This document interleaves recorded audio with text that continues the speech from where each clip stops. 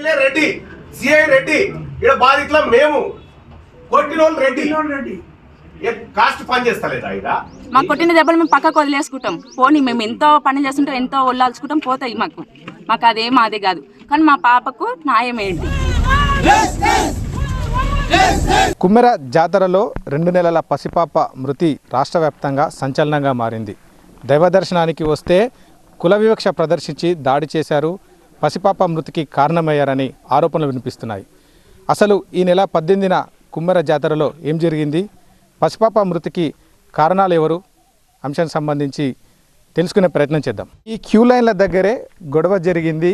దైవ దర్శనాని కోసం వచ్చిన ఈ కుమ్మెర గ్రామానికి చెందినటువంటి మౌనిక అలాగే గణేష్ దంపతులు వారి కుటుంబ సభ్యులంతా కూడా మల్లన్నను దర్శించుకోవడానికి రావడం జరిగింది. అయితే ఇక్కడ నిర్వాహకులు అలాగే ఈ గణేష్ మౌనిక కుటుంబ సభ్యుల మధ్య తీవ్ర వాగ్వాదం జరిగింది.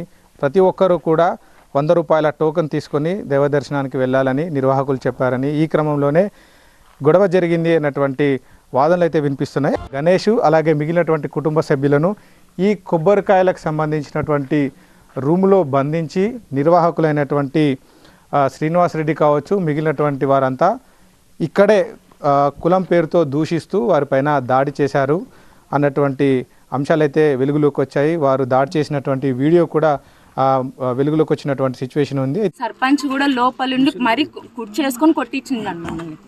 అక్కడ మేము వాడిని కాళ్ళు కూడా పట్టుకుంటున్నా, ఆపని తాతయ్య ప్లీజ్ మీకు దండం పెడితే మన ఉంటే ఊళ్ళో మాట్లాడుకుందాం అని కూడా చెప్పిన నేను.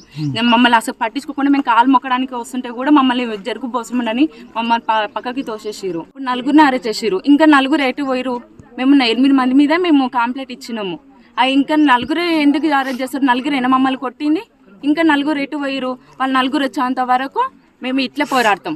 మాకు న్యాయం జరగాలి. అడ్మినిస్ట్రేషన్ మీద కూడా ఒత్తిడి తీసుకొచ్చి సరైన చర్యలు తీసుకోకుండా చూస్తున్నారనే మాట రావటం జరిగింది.